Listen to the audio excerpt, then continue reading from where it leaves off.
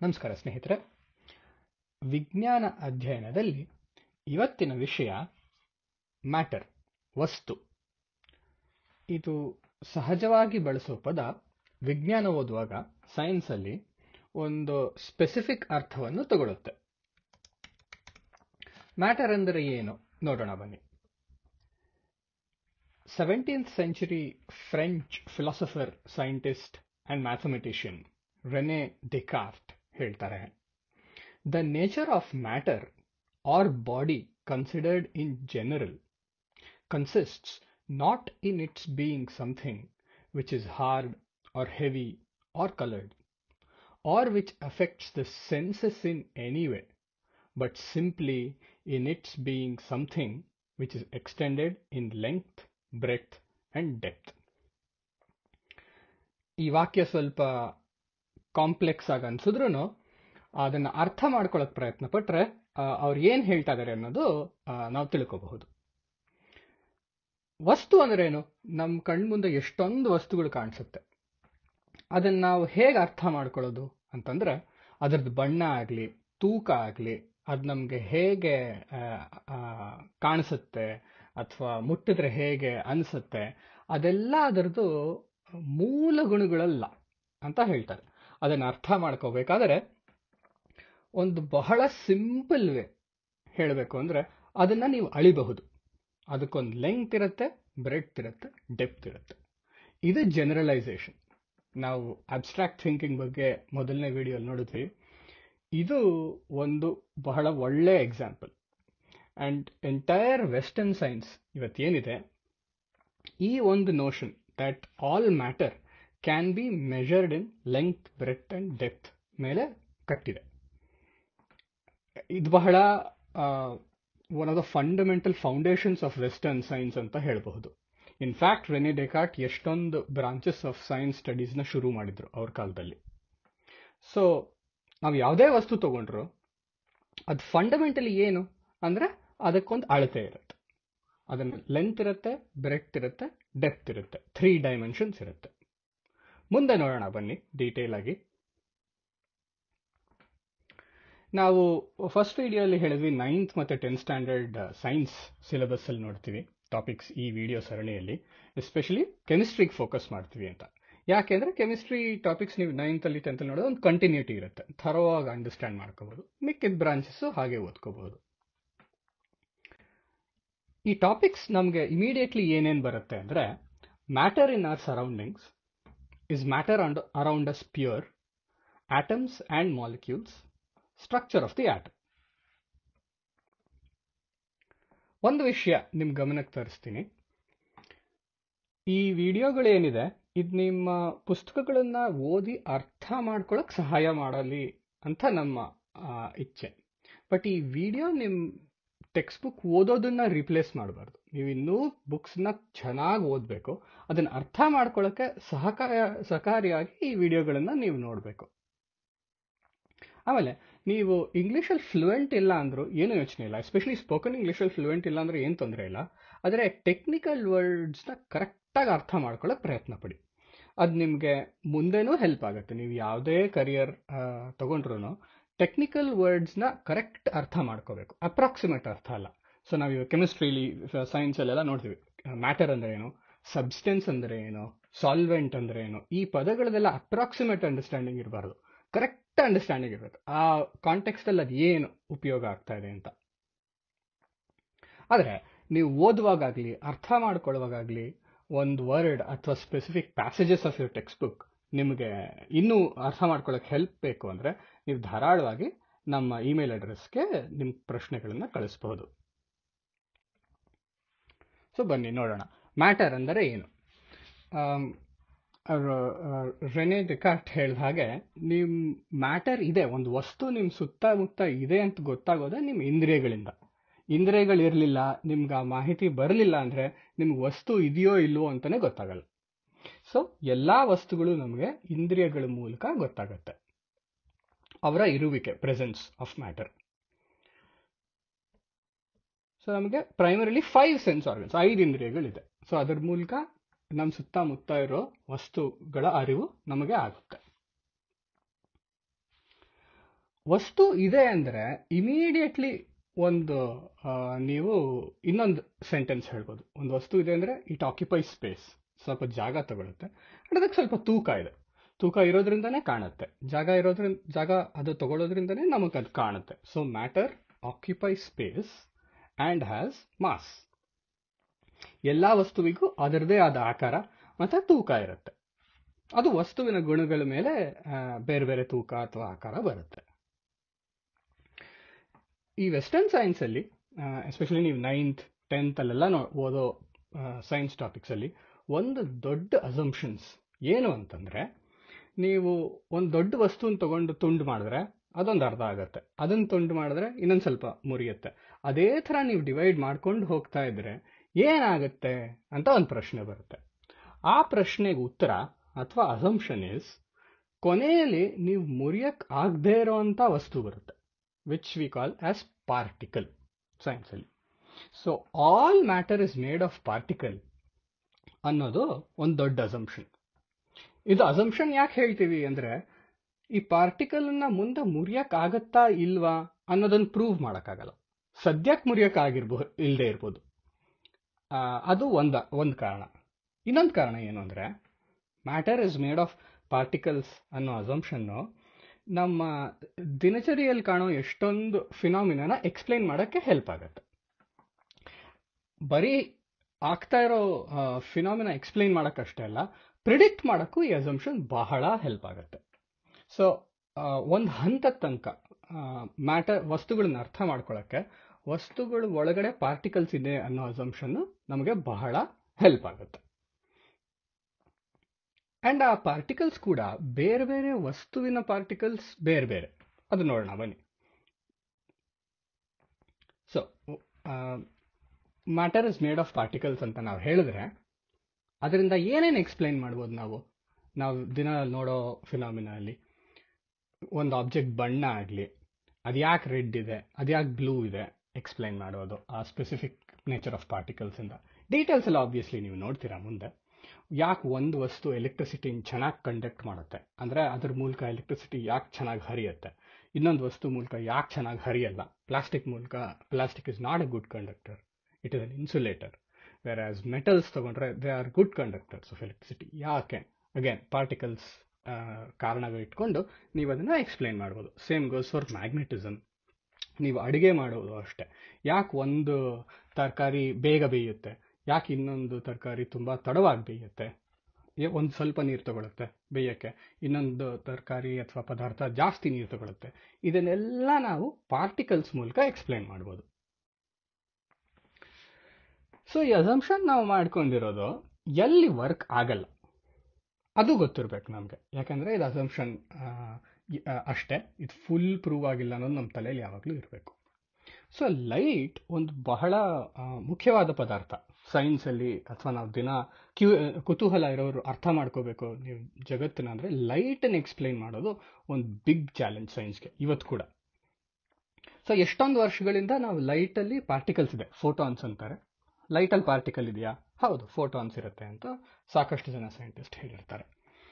ಅದು ಒಂದಷ್ಟು ಎಕ್ಸ್ಪೆರಿಮೆಂಟ್ಸ್ನ ಎಕ್ಸ್ಪ್ಲೈನ್ ಮಾಡೋಕ್ಕೆ ಹೆಲ್ಪ್ ಆಗುತ್ತೆ, ಬಟ್ ಒಂದಷ್ಟು ಎಕ್ಸ್ಪೆರಿಮೆಂಟ್ಸ್ನ ಎಕ್ಸ್ಪ್ಲೈನ್ ಮಾಡೋಕ್ಕೆ ಹೆಲ್ಪ್ ಆಗಲ್ಲ. ಸೊ ಆಗ ಲೈಟಲ್ಲಿ ಪಾರ್ಟಿಕಲ್ ಇಲ್ಲ ಅಂದರೆ ಮತ್ತು ಲೈಟ್ ಬೇರೆ ಏನಿದೆ? ವೇವ್ ಅಂತ ಹೇಳೋರು ಒಂದಷ್ಟು ಸೈಂಟಿಸ್ಟ್ಸ್ ಬಂದರು. ಇದೆಲ್ಲ ಹೋದೊಂದು 100-200 ವರ್ಷದಲ್ಲಿ ಆಗಿರೋದು. So is light a wave or a particle? ಆ ಚರ್ಚೆ ಇನ್ನೂ ನಡೀತಾನೇ ಇದೆ ಇವತ್ತು ಕೂಡ. ಸೊ ಒಂದು ಜಾಗದಲ್ಲಿ ಎಲ್ಲಿ ನಮ್ಮ assumption of matter is made of particles ತುಂಬ ಚೆನ್ನಾಗಿ ವರ್ಕ್ ಆಗಲ್ಲ ಅಂದರೆ ಪ್ರಕಾಶ್ ಎಲ್ಲ ಪ್ರಾಪರ್ಟೀಸ್ ಮತ್ತು ಫಿನಾಮಿನಾ ಎಕ್ಸ್ಪ್ಲೈನ್ ಮಾಡೋಕ್ಕೆ ಹೋದರೆ ಒಂದೊಂದು ಕಡೆ ಈ ಅಸಂಪ್ಷನ್ ವರ್ಕ್ ಆಗಲ್ಲ. ಬಟ್ ಇಲ್ಲೊಂದು ನಿಮಿಷ ತಗೊಳ್ಳಿ, ವಿಡಿಯೋ ಪಾಸ್ ಮಾಡಿಬಿಟ್ಟು ಜಸ್ಟ್ ಯೋಚನೆ ಮಾಡಿ. The fact that all matter is made of particles, ನೀವು ಇದನ್ನು ಮೊದಲನೇ ಸರಿ ಓದ್ತಾ ಇದ್ರೆ ಅಥವಾ ಕೇಳ್ತಾ ಇದ್ರೆ ಈಸ್ ಅ ಹ್ಯೂಜ್ ಥಿಂಗ್. ನೀವು ಇಲ್ಲಿ ತನಕ ಯೋಚನೆ ಮಾಡಿರ್ಬೋದು ಅಥವಾ ಮಾಡಿಲ್ಲದೆ ಇರ್ಬೋದು, but the simple assumption that matter is made of particles ನಮಗೆ ಸಾಕಷ್ಟು ವಿಷಯಗಳನ್ನು ಎಕ್ಸ್ಪ್ಲೈನ್ ಮಾಡೋಕ್ಕೆ ಸೈನ್ಸಲ್ಲಿ ಹೆಲ್ಪ್ ಆಗುತ್ತೆ. ಬನ್ನಿ ಒಂದು ಎಕ್ಸ್ಪೆರಿಮೆಂಟ್ ಮಾಡೋಣ. ಇದು ನೀವು ಮನೆಯಲ್ಲೇ ಮಾಡಬಹುದು. ಒಂದು ಲೋಟದಲ್ಲಿ ನೀರು ತಗೊಳ್ಳಿ, ಒಂದು ನಿಂಬೆಹಣ್ಣು ಕತ್ತರಿಸಿ, ನಿಂಬೆಹಣ್ಣಿನ ರಸ ನೀರಲ್ಲಿ ಹಿಂಡಿ. ಸಾಕಷ್ಟು ಸರಿ ಮಾಡಿರ್ಬೋದು ನೀವು. ಸೊ ಏನಾಗುತ್ತೆ, ನಿಂಬೆಹಣ್ಣು ನೀರು ಆಗುತ್ತೆ. ನೀವು ಆ ನಿಂಬೆಹಣ್ಣು ನೀರಿನ ಲೋಟ ನೋಡಿದ್ರೆ ನೀವು ಇದನ್ನು ನೋಡ್ತೀರ. ಆ ನಿಂಬೆಹಣ್ಣು ನೀರು ಏನಿದೆ ಬರೀ ನೀರು ಥರ ಇಲ್ಲ. ಸ್ವಲ್ಪ ಬೇರೆ ಕಲರ್ ಇರಬಹುದು, ಸ್ವಲ್ಪ ಬೇರೆ ಸ್ಮೆಲ್ ಇರಬಹುದು, ಆಮೇಲೆ ನೀವು ಅದರದ್ದು ರುಚಿ ನೋಡಿದ್ರೆ ಸ್ವಲ್ಪ ಹುಳಿ ಇರ್ಬೋದು. ವೆರಾಸ್ ನೀವು ಬರೀ ನೀರು ತಗೊಂಡ್ರೆ ಅದಕ್ಕೆ ಕಲರ್ ಇಲ್ಲ, ಟೇಸ್ಟ್ ಇಲ್ಲ, ಸ್ಮೆಲ್ ಇಲ್ಲ. ಸೊ ಇದನ್ನು ನಾವು ಮಿಕ್ಸ್ಚರ್ ಅಂತೀವಿ. Again mixture a technical word. ಕೆಮಿಸ್ಟ್ರಿಲಿ ಮಿಕ್ಸ್ಚರ್ ಅಂದರೆ ಏನು ಅನ್ನೋ ಅರ್ಥ ನೀವು ಬಿಲ್ಡ್ ಮಾಡ್ಕೋಬೇಕು. ಇವಾಗ 2 ಅಥವಾ ಜಾಸ್ತಿ ಹೆಚ್ಚು ಪದಾರ್ಥಗಳನ್ನ ಮಿಶ್ರಣೆ ಮಾಡಿದ್ರೆ ಮಿಕ್ಸ್ಚರ್ ಆಗತ್ತೆ. ಸೊ ನಾವು ಈ ನಿಂಬೆಹಣ್ಣಿನ ನೀರನ್ನು ನೋಡಿ ನಾವು ಏನೇನು ಅಬ್ಸರ್ವ್ ಮಾಡಿದ್ವಿ, ಅದರದ್ದು ಕಲರ್ ಚೇಂಜ್ ಆಯಿತು, ಸ್ವಲ್ಪ ಸ್ಮೆಲ್ ಚೇಂಜ್ ಆಯಿತು, ಮತ್ತು ರುಚಿನೂ ಹುಳಿ ಆಯಿತು. ಅದರ ಮೇಲೆ ನಾವು ಇದನ್ನು ಕನ್ಕ್ಲೂಡ್ ಮಾಡ್ಬೋದು. ಅಕಸ್ಮಾತ್ ನೀರಲ್ಲಿ ಪಾರ್ಟಿಕಲ್ಸ್ ಇದ್ದರೆ, ಆಮೇಲೆ ನಿಮ್ಮ ನಿಂಬೆಹಣ್ಣು ರಸದಲ್ಲೂ ಪಾರ್ಟಿಕಲ್ಸ್ ಇದ್ದರೆ, ಅದರ ಮಧ್ಯೆ ಜಾಗ ಇರಬೇಕು. ಆವಾಗ ಮಾತ್ರ ಮಿಶ್ರಣೆ ಮಾಡೋಕ್ಕೆ ಸಾಧ್ಯ ಆಗುತ್ತೆ. ಇವಾಗ ನೀರಿನ ಪಾರ್ಟಿಕಲ್ಸ್ ಮಧ್ಯ ಜಾಗನೇ ಇರಲಿಲ್ಲ ಅಂದರೆ, ನೀರು ಬೇರೆ, ಒಂದು ಲೇಯರ್ ಆಫ್ ನೀರು ಬೇರೆ, ಮತ್ತು ಅದ್ರ ಮೇಲೆ ನಿಂಬೆಹಣ್ಣು ರಸಗಳು ಕಾಣಬೇಕು. ಬಟ್ ಆ ಥರ ಆಗಲ್ಲ. ನಿಂಬೆಹಣ್ಣು ಚೆನ್ನಾಗಿ ಬೆರೆಯುತ್ತೆ, ನಿಂಬೆಹಣ್ಣು ರಸ ನೀರಲ್ಲಿ ಚೆನ್ನಾಗಿ ಬೆರೆಯುತ್ತೆ. ಅದರರ್ಥ ಹೇಗೆ, ಅಥವಾ ಅದು ಹೇಗೆ ಸಾಧ್ಯ ಅಂದರೆ, ನೀರಲ್ಲಿರೋ ಪಾರ್ಟಿಕಲ್ಸ್ ಮಧ್ಯ ಜಾಗ ಇರಬೇಕು. ಆ ಜಾಗದಲ್ಲಿ ನಿಂಬೆಹಣ್ಣು ರಸದಲ್ಲಿರೋ ಪಾರ್ಟಿಕಲ್ಸ್ ಹೋಗಿ ಕೂತ್ಕೊಳ್ಳುತ್ತೆ. ಮತ್ತೆ ಹೇಳ್ತೀನಿ, particles in water have spaces between them which can accommodate particles of lemon. So space ಇರುತ್ತೆ ಕೀವರ್ಡ್. ಆಮೇಲೆ ಈ ಇರೋ ಜಾಗಕ್ಕೆ ನಿಂಬೆಹಣ್ಣಿನ ರಸದಲ್ಲಿರೋ ಪಾರ್ಟಿಕಲ್ಸ್ ಹೋಗಬೇಕು ಅಂದರೆ ಆ ಪಾರ್ಟಿಕಲ್ಸಿಗೆ ಸ್ವಲ್ಪ ಶಕ್ತಿ ಇರಬೇಕು. ಶಕ್ತಿ ಇಲ್ಲ ಅಂದರೆ ಅದು ಒಂದೇ ಕಡೆ ಇರುತ್ತೆ, ಹೋಗಲ್ಲ. ಏನು ಶಕ್ತಿ? That is called as kinetic energy. ನೀವು ಕೈನೆಟಿಕ್ ಎನರ್ಜಿ ಹೈಸ್ಕೂಲಲ್ಲಿ ಓದಿರ್ತೀರಾ. ಬಟ್ ಒಂದು ಕ್ವಿಕ್ ರೀಕ್ಯಾಪ್ ತಗೊಳ್ಳೋಣ ಬನ್ನಿ. ಸೊ ನೀವು ಒಂದು ಟೇಬಲ್ ಮೇಲೆ ಅಥವಾ ಅದೊಂದು ಹೈಟಲ್ಲಿ ಒಂದು ಬಾಲ್ ಇಟ್ಟರೆ ವಿಚ್ ಡಸಂಟ್ ಮೂವ್, ಅದಕ್ಕೆ ನಾವೇನು ಹೇಳ್ತೀವಿ, ಅದಕ್ಕೆ ಪೊಟೆನ್ಷಿಯಲ್ ಎನರ್ಜಿ ಇದೆ ಅಂತ ಹೇಳ್ತೀವಿ. ಅಂದರೆ ಇಟ್ ಕ್ಯಾನ್ ಪೊಟೆನ್ಷಿಯಲಿ ಮೂವ್. ಸದ್ಯಕ್ಕೆ ಮೂವ್ ಆಗ್ತಾ ಇಲ್ಲ, ಮೂವ್ ಆಗೋ ಸಾಧ್ಯತೆ ಇದೆ. ಅದನ್ನು ನೀವು ನೂಕಿದ್ರೆ ಅದು ಉರುಳಕ್ಕೆ ಶುರು ಆಗುತ್ತೆ. ಈ ಉರುಳೋದಿದೆಯಲ್ಲ, this is due to kinetic energy. Energy ಬಗ್ಗೆ ಒಂದು ವಿಷಯ ತಿಳ್ಕೊಳ್ಳೋದು ಇಂಪಾರ್ಟೆಂಟು. ಯಾವುದೇ ವಸ್ತುಗೆ ಏನೂ ಎನರ್ಜಿ ಇಲ್ಲ ಅಂದರೆ ಅದು ಮೂವ್ ಆಗೋಕ್ಕಾಗಲ್ಲ.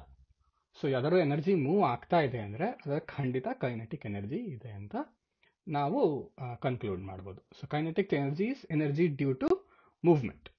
ಸೊ ನಾವು ನಿಂಬೆಹಣ್ಣು ರಸದಲ್ಲೂ ಹಾಗೆ ಯಾರೋ ಮಾರ್ಕ್ಸ್ ಏನು ತೋರಿಸ್ತಾ ಇದೆ, ಪಾರ್ಟಿಕಲ್ಸ್ ಮೂವ್ ಆಗೋದನ್ನು ತೋರಿಸ್ತಾ ಇದೆ.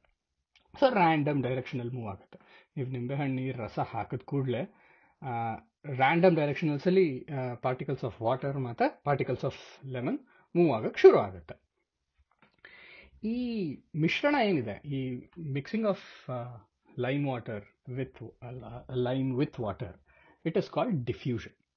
ಇಂಟರ್ಮಿಕ್ಸಿಂಗ್ of particles of one kind of matter with another. ಡಿಫ್ಯೂಷನ್ನ ನಾವು ಮತ್ತೆ ನೋಡ್ತೀವಿ. ಇಲ್ಲಿ ಇನ್ನೊಂದು ಎಕ್ಸ್ಪೆರಿಮೆಂಟ್ ನೀವು ಕಂಟಿನ್ಯೂ ಮಾಡ್ಬೋದು.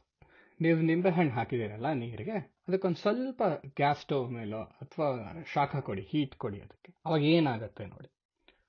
ಏನಾಗುತ್ತೆ, ಇನ್ನೂ ಚೆನ್ನಾಗಿ ಮಿಕ್ಸ್ ಆಗುತ್ತೆ, ಇನ್ನೂ ಫಾಸ್ಟಾಗಿ ಮಿಕ್ಸ್ ಆಗುತ್ತೆ. ಯಾಕೆ ಹೀಗಾಗತ್ತೆ? ಒಂದು ನಿಮಿಷ ಬೇಕಾದ್ರೆ ಪಾಸ್ ಮಾಡಿ ಯೋಚನೆ ಮಾಡಿ. ಯಾಕೆ ಆಗ್ಬೋದು? ಆ ಕೈನೆಟಿಕ್ ಎನರ್ಜಿ ಬಗ್ಗೆ ನೋಡಿದ್ವಲ್ಲ, ಅದನ್ನ ತಲೆಯಲ್ಲಿ ಇಟ್ಕೊಂಡು ಯೋಚನೆ ಮಾಡಿ. ಯಾಕೆ ಆಗ್ಬೋದು? ನೀವು ಹೀಟ್ ಕೊಟ್ಟ ತಕ್ಷಣ ಇನ್ನೂ ಫಾಸ್ಟಾಗಿ ಯಾಕೆ ಮಿಕ್ಸ್ ಆಗುತ್ತೆ? ಹೀಟ್ ಅಂದರೆ ಏನು? ಶಾಖ ಅಂದರೆ ಏನು? ಎನರ್ಜಿ. ಸೊ ಮೂವ್ ಆಗ್ತಾ ಇರೋ ಪಾರ್ಟಿಕಲ್ಸಲ್ಲಿ ಆಲ್ರೆಡಿ ಒಂದು ಸ್ವಲ್ಪ ಕೈನೆಟಿಕ್ ಎನರ್ಜಿ ಇರುತ್ತೆ. ಅದಕ್ಕೆ ನೀವು ಎಕ್ಸ್ಟ್ರಾ ಹೀಟ್ ಎನರ್ಜಿ ಕೊಟ್ಟರೆ ಅದು ಇನ್ನೂ ಫಾಸ್ಟಾಗಿ ಮೂವ್ ಆಗುತ್ತೆ, ಯಾಕಂದರೆ ಅದಕ್ಕೆ ಜಾಸ್ತಿ ಎನರ್ಜಿ ಇರುತ್ತೆ. ಅದಕ್ಕೆ ಯಾವುದೇ ಮಿಕ್ಸ್ಚರ್ಗೆ ನೀವು ಹೀಟ್ ಎನರ್ಜಿ ಕೊಟ್ಟರೆ ಆ ಮಿಕ್ಸ್ಚರ್ ಇನ್ನೂ ಚೆನ್ನಾಗಿ ಬೆರೆಯುತ್ತೆ, ಫಾಸ್ಟಾಗಿ. ಪಾರ್ಟಿಕಲ್ಸ್, ಮಿಕ್ಸ್ಚರಲ್ಲಿರೋ ಪಾರ್ಟಿಕಲ್ಸ್ ಇನ್ನೂ ಫಾಸ್ಟಾಗಿ ಮೂವ್ ಆಗುತ್ತೆ. ಡಿಫ್ಯೂಷನ್ ಅಂದರೆ ಏನು? ನೀವು ನಿಂಬೆಹಣ್ಣು ಹಿಂಡಿದಾಗ ಫಸ್ಟು ಶುರುಲಿ ಬರೀ ಮೇಲ್ಗಡೆ ಇರುತ್ತೆ ನಿಂಬೆಹಣ್ಣಿನ ರಸ, ನೀರಿನ ಮೇಲ್ಗಡೆ ಸರ್ಫೇಸ್ ಮೇಲಿರುತ್ತೆ. ಆಮೇಲೆ ಸ್ಲೋ ಆಗಿ ಒಳಗಡೆ ಹೋಗಿ ಮಿಕ್ಸ್ ಆಗೋಕ್ಕೆ ಶುರು ಆಗುತ್ತೆ. ಯಾಕೆ ಹಾಗಾಗುತ್ತೆ ಅಂದರೆ, Diffusion is the movement of a substance from an area of higher concentration to an area of lower concentration. ನೀವು ನಿಂಬೆಹಣ್ಣು ಹಿಂಡಿದ ಮೇಲೆ ಸರ್ಫೇಸ್ ಅಲ್ಲಿ ಹೆಚ್ಚು ನಿಂಬೆಹಣ್ಣಿನ ರಸ ಇರುತ್ತೆ. ಈ ಹೆಚ್ಚು ಇರೋದನ್ನ ಹೈಯರ್ ಕಾನ್ಸಂಟ್ರೇಷನ್ ಹೇಳ್ತೀವಿ. ಲೋಟದ ಕೆಳಗಡೆ ನೀವು ಹಿಂಡಿದ ತಕ್ಷಣ ಏನೂ ಇರಲ್ಲ. ಒಂದೊಂದು 10 ಸೆಕೆಂಡ್ ಆದ್ಮೇಲೆ 1, 2, 3 ಸ್ವಲ್ಪ ಹೋಗ್ಬೋದು. ಆವಾಗ ಲೋವರ್ ಕಾನ್ಸಂಟ್ರೇಷನ್ ಹೇಳ್ತೀವಿ. ಈ ಚಿತ್ರದಲ್ಲಿ ಕೆಳಗಡೆ ಒಂದೇ ಒಂದು ಗ್ರೀನ್ ಸರ್ಕಲ್ ಇದೆ, ಮೇಲ್ಗಡೆ ಆದರೆ 3 ಇದೆ. ಸೊ ಗ್ರೀನ್ ಪಾರ್ಟಿಕಲ್ಸ್ ಲೆಮನ್ಗೆ ಟೆಂಡೆನ್ಸಿ ಕೆಳಗಡೆ ಇರತ್ತೆ ಹೋಗೋಕ್ಕೆ. ಯಾಕೆಂದರೆ ಯಾವಾಗಲೂ ನಮ್ಮ ಸುತ್ತಮುತ್ತ ನೋಡ್ತಾರೆ, ಯಾವಾಗಲೂ ಪಾರ್ಟಿಕಲ್ಸ್ ಈಕ್ವಿಲಿಬ್ರಿಯಮ್ಗೆ ಹೋಗೋಕ್ಕೆ ಟ್ರೈ ಮಾಡ್ತಾ ಇರುತ್ತೆ. ಹೈಯರ್ ಕಾನ್ಸಂಟ್ರೇಷನ್ ಲೋವರ್ ಕಾನ್ಸಂಟ್ರೇಷನ್ಗೆ ಹೋಗುತ್ತೆ.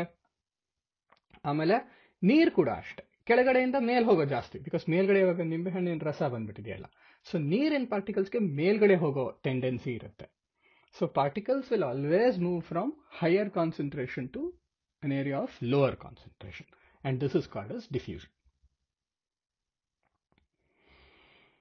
ಸೊ ನೀವಿಲ್ಲಿ ನೋಡ್ಬೋದು, ಇವಾಗ ವಾಟರ್ ಪಾರ್ಟಿಕಲ್ಸ್ ಬ್ಲೂ ಸರ್ಕಲ್ಸ್ ಕೆಳಗಡೆ ಹೆಚ್ಚಿವೆ, ಮೇಲ್ಗಡೆ ಕಮ್ಮಿ ಇದೆ. ಸೊ ಅದರ ಟೆಂಡೆನ್ಸಿ ಮೇಲ್ ಹೋಗಕ್ಕಿರುತ್ತೆ. And green particles lemon particles ಮೇಲ್ಗಡೆ ಜಾಸ್ತಿ ಇದೆ, ಕೆಳಗಡೆ ಕಮ್ಮಿ ಇದೆ, ಅದಕ್ಕೆ ಕೆಳಗಡೆ ಹೋಗೋ ಟೆಂಡೆನ್ಸಿ ಜಾಸ್ತಿ ಇರುತ್ತೆ. ಆಬ್ವಿಯಸ್ಲಿ ಇದು ಡಿಪಿಕ್ಷನ್ಗೋಸ್ಕರ ಇದು ಚಿತ್ರ ಇದೆ. Particles will be really small, ತುಂಬಾ ಇರುತ್ತೆ, billions and billions of them. ನಾ ಈ ಚಿತ್ರದಲ್ಲಿ ಇದ್ರ ಬಗ್ಗೆ ಎಕ್ಸ್ಪ್ಲೈನ್ ಮಾಡೋಕ್ಕೋಸ್ಕರ ಇಷ್ಟು ದೊಡ್ಡ ಸರ್ಕಲ್ಸ್ ಮಾಡಿದ್ದೀನಿ ಅಷ್ಟೆ. ಸೊ ಇವಾಗ ತನಕ ನೋಡಿರೋಷ್ಟು ಸಮರಿ ನೋಡೋಣ. ಮ್ಯಾಟರ್ ಅಂದ್ರೆ ಏನು, ನಮ್ಗೆ ಏನು ಅರ್ಥ ಆಗಿದೆ ಅಂತ.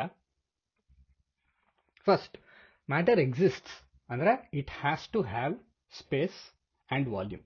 ಅದು ಜಾಗ ಆಕ್ಯುಪೈ ಮಾಡಬೇಕು, ಪ್ಲಸ್ ಅದಕ್ಕೊಂದು ತೂಕ ಇರಬೇಕು. ಅವಾಗ ಮಾತ್ರ ನಾವು ಒಂದು ವಸ್ತು ಇದೆ ಅಂತ ಹೇಳಬಹುದು. ಆಮೇಲೆ ಅದು ನಮ್ಮ ಇಂದ್ರಿಯಗಳು, ಸೆನ್ಸ್ ಆರ್ಗನ್ಸ್ಗೆ ಆಕ್ಸೆಸಿಬಲ್ ಇರಬೇಕು. ಆಮೇಲೆ ನಾವು ನೋಡೋ ಥರ ಬೇರೆ ಬೇರೆ ಥರ ವಸ್ತುಗಳಿರುತ್ತೆ. ಈ ಥರ are kinds of matter are essentially due to different kinds of particles. ಸೇಬ್ ಕಲರ್ ಬೇರೆ, ಬಾಳೆಹಣ್ಣು ಕಲರ್ ಬೇರೆ, ಮರದ ಕಲರ್ ಬೇರೆ, ನಿಮ್ಮ ಪೇಪರ್ ಕಲರ್ ಬೇರೆ. ಇದೆಲ್ಲ ಬೇರೆ ಬೇರೆ ಇರೋದಕ್ಕೆ ಕಾರಣ ಅದರಲ್ಲಿ ಇರುವಂತಹ ಸ್ಪೆಸಿಫಿಕ್ ಪಾರ್ಟಿಕಲ್ಸ್. ಸದ್ಯಕ್ಕೆ ಥ್ರೂಔಟ್ ಸೆಕೆಂಡರಿ ಹೈಸ್ಕೂಲ್ ಮತ್ತು initial years of college education ಎಲ್ಲ will be based on this assumption ಸೈನ್ಸಲ್ಲಿ, that matter will be made of particles. And ಎಲ್ಲ ಎಕ್ಸ್ಪೆರಿಮೆಂಟ್ಸಲ್ಲೂ ನಾವು ಇದರಿಂದ ಕನ್ಕ್ಲೂಷನ್ಸ್ ಡ್ರಾ ಮಾಡೋಕ್ಕೆ ಟ್ರೈ ಮಾಡ್ತೀವಿ. ಪಾರ್ಟಿಕಲ್ ಬಗ್ಗೆ ಏನು ನಮ್ಮ ಸಮರಿ? ನಾವು ನೋಡಿದಾಗೆ ಆಕಾರ, ಬಣ್ಣ ಮತ್ತು ಮಿಕ್ಕಿದ್ದ ಫಿಸಿಕಲ್ ಕೆಮಿಕಲ್ ಪ್ರಾಪರ್ಟೀಸ್, ಅದರದ್ದು ವಾಸನೆ ಮತ್ತು ಮುಟ್ಟಕ್ಕೆ ಹೇಗಿದೆ, ಈ ಥರ ಪ್ರಾಪರ್ಟೀಸ್ ಎಲ್ಲಾನು ಒಂದು ವಸ್ತುವಲ್ಲಿ ಆ ವಸ್ತುವಲ್ಲಿ ಯಾವ ಥರ ಪಾರ್ಟಿಕಲ್ ಇದೆ ಅದ್ರ ಮೇಲೆ ಡಿಪೆಂಡ್ ಆಗುತ್ತೆ. ಆಮೇಲೆ ನೀವು ಒಂದು ವಸ್ತು ತಗೊಂಡ್ರೆ ಅದು ತಾನೇ ಹರಿಯಲ್ಲ ಅಥವಾ ಮುರಿಯಲ್ಲ. ಯಾಕೆ ಅಂದರೆ ಪಾರ್ಟಿಕಲ್ಸ್ ಆ ವಸ್ತುವಲ್ಲಿರೋದು they have attraction force between they.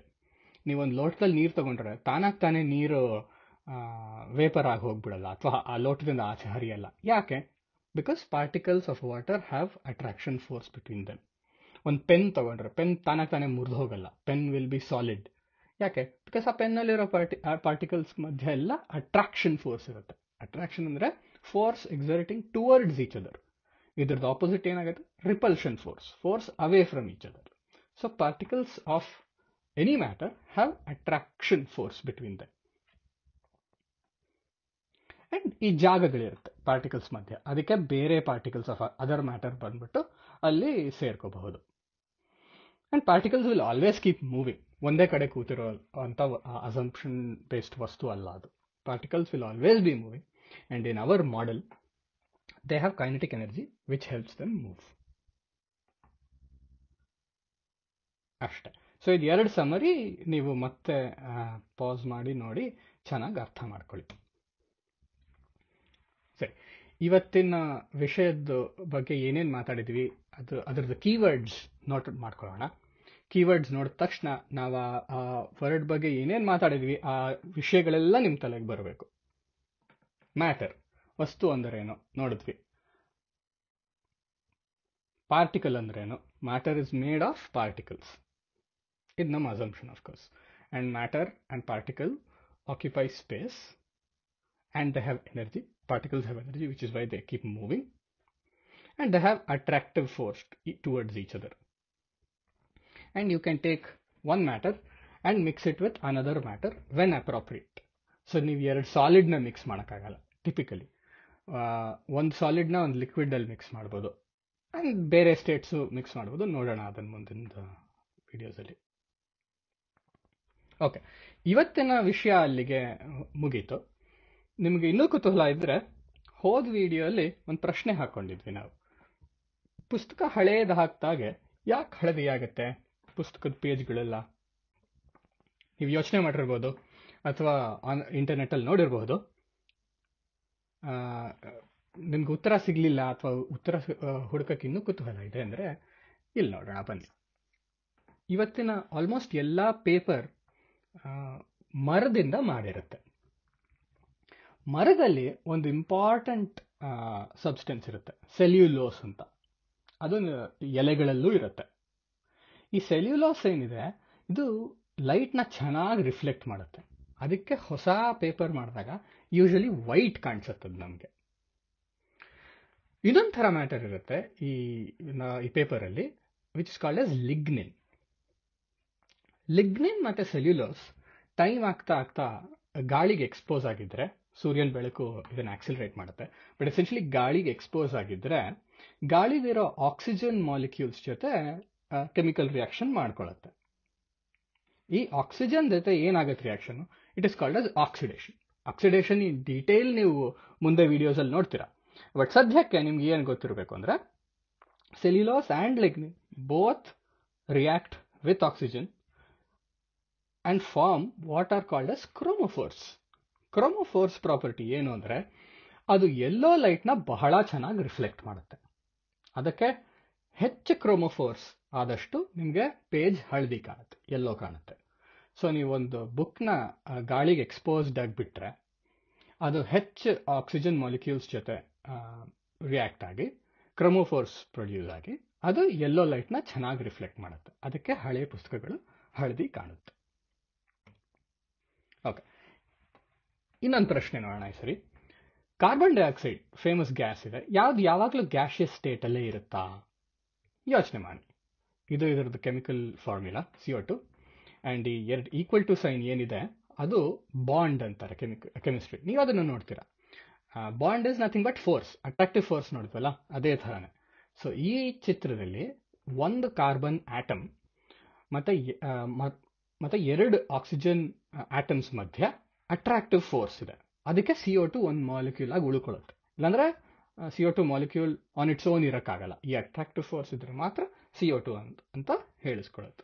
So CO2 ಯಾವಾಗಲೂ ಗ್ಯಾಸಿಯಸ್ ಸ್ಟೇಟಲ್ಲೇ ಇರುತ್ತಾ? ನೋಡಿ, ಯೋಚನೆ ಮಾಡಿ, ಅದ್ರ ಬಗ್ಗೆ ಹುಡುಕಕ್ಕೆ ಪ್ರಯತ್ನ ಮಾಡಿ. ಇದ್ರದ್ದು ಉತ್ತರ ಮುಂದಿನ ಸರಿ ನೋಡೋಣ. ಈ ಮುಂದಿನ ಸ್ಲೈಡ್ ಏನಿದೆ, ಇದು ನಿಮ್ಮ ಕುತೂಹಲ ಹೆಚ್ಚು ಮಾಡೋಕ್ಕೆ ಮತ್ತು ವಿಜ್ಞಾನದಲ್ಲಿ ಆಸಕ್ತಿ ಹೆಚ್ಚು ಮಾಡೋಕ್ಕೆ ಅಷ್ಟೇ. ಇದು ನಿಮಗೆ ಇವಾಗ ಡೈರೆಕ್ಟಾಗಿ ಉಪಯೋಗ ಆಗದೆ ಇರ್ಬೋದು, but I think it's very interesting that you should know this.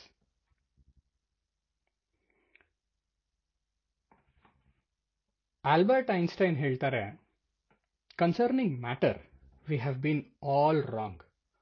What we have called matter is energy, whose vibration has been so lowered as to be perceptible to the senses. There is no matter.